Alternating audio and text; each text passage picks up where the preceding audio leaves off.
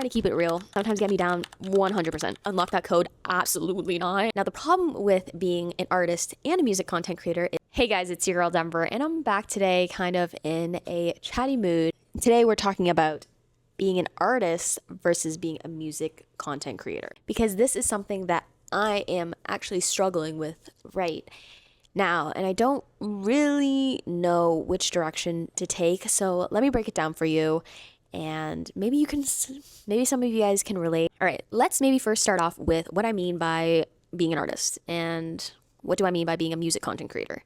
Being an artist means the main thing that you're doing is your art form. So you're releasing music, you're touring your music. Your music is like your main pillar of what you're known for, and maybe financial stability, or like it's just at least like the core of who you are as an artist. And then being a music content creator, in my mind, is more creating content around music. So it's very tutorial based. Sometimes it's more about like the creative process, which is really cool. And I've been trying to explore that side a little bit more.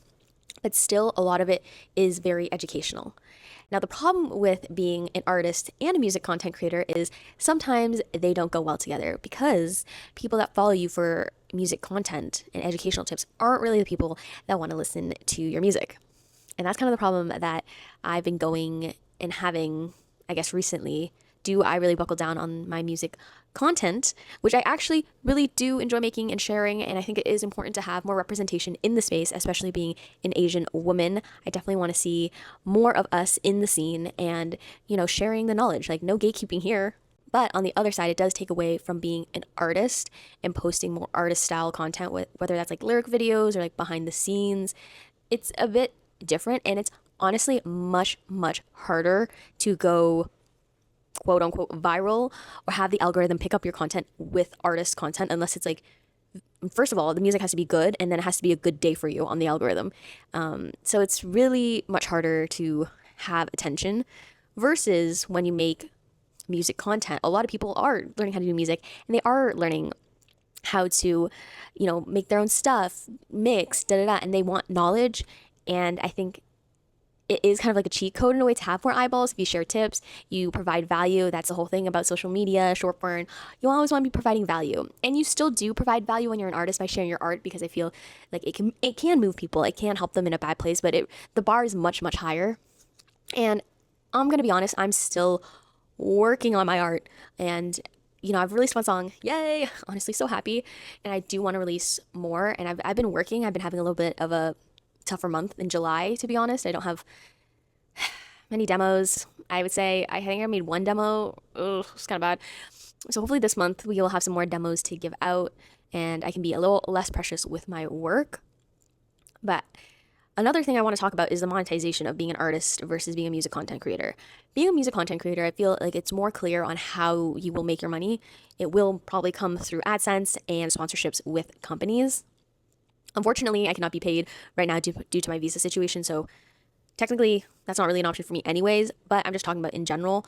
Being a music content creator, you get a partner with companies, VST companies, music tech companies, and they pay you to promote their products.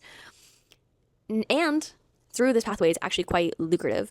There's some interesting videos that I'll put on the screen right here if you want to take a look about being a music creator. Sides is a great creator.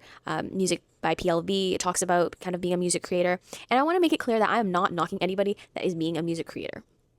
Like, I think it's awesome the work that they're doing. I'm just kind of conflicted on if I want that to be what I'm known for.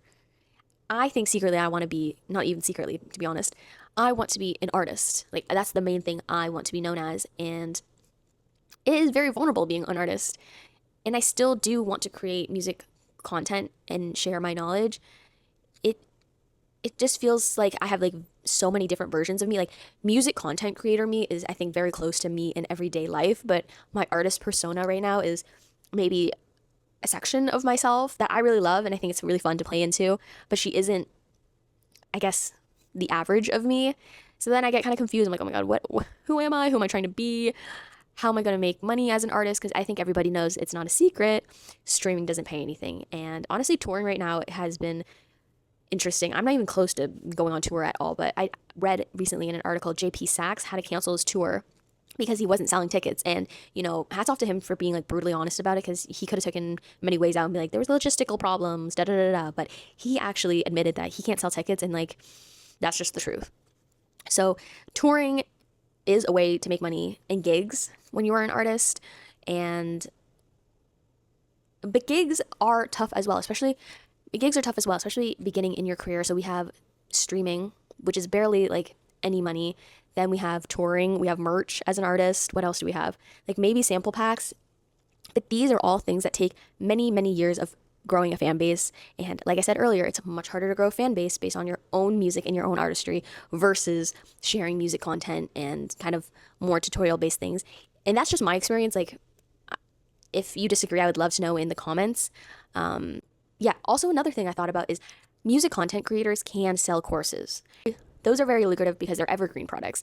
So you only have to make one course, maybe you update it every few years, but you know, work on it for 4, 5, 6 months, release it, and now you just keep making money off the same product and you don't have to work on it as much. Now, if it's a live cohort, that's a different thing. But having these evergreen products are a really great way of making money. Now, as an artist, that's not really a monetization option because that's not what you're known for. You're known for your art. And it's just harder to have a more financially stable sources of income if you're just an artist playing and releasing music. And that's why I wanted to have a YouTube channel to start off with as well, just to have another form of self-expression, but also another form of income just in case anything happens. But this year with my YouTube channel, I have been doing a lot of experimentation. And, you know, I'll be honest, I'm not finding the same success I did earlier, which is definitely okay because my content has changed. It's not super DJ centric anymore. Does it sometimes get me down? 100%. 100% because I'm like, am I doing something wrong? Like, I definitely feel like I am better at editing. I think I'm better at maybe expressing myself. I'm not really sure, but I'm just trying to keep it real. It's been a little bit of a tough journey on YouTube. I'm happy I'm not going to leave to YouTube at all, not even close. But I'm, you know, kind of confused of where to take my content because I know if it's just artist content, we're going to lose a lot. We're going to lose a lot of you. And that's okay. But if I only do music education content, I really probably will regret that. Because then I'm just a music education YouTuber and there's nothing wrong with that. I just don't want to be that, if that makes sense. So I'm at kind of like two conflicting roads. And if you have any ideas, let me know in the comments. I know it's probably confusing that I keep going snip snap. I'm like, oh, I'm on YouTube. Just kidding. I'm not. I also wanted to get back to streaming, as I think I mentioned in a different video, but then I had a whole visa situation. That kind of just threw the plans out the window, I would say. And I'm not sure, but I feel like I can't fully capture my personality on film for some reason. Like I'm trying to be more comfortable with the camera as much as I can, but I think I don't know. Maybe I need like my friends to chime off in the comments. I feel like I'm funnier in real life, and I'm not sure, and sillier. I'm not sure it's really like coming across all the way. I'm sure if you were a part of some of my streams back in the day, you would know. But also I'm still, you know. But also I've like grown up a little bit. Maybe I'm not as crazy, but you know, just a little. So yeah, that's kind of where I am, and what's been on my mind this week.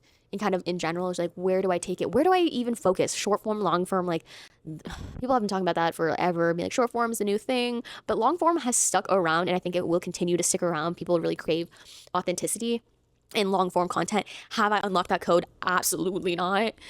Do I want to unlock that code? Yes, that's why I'm here. But I really have not invested a lot in short form. I was like, maybe I should.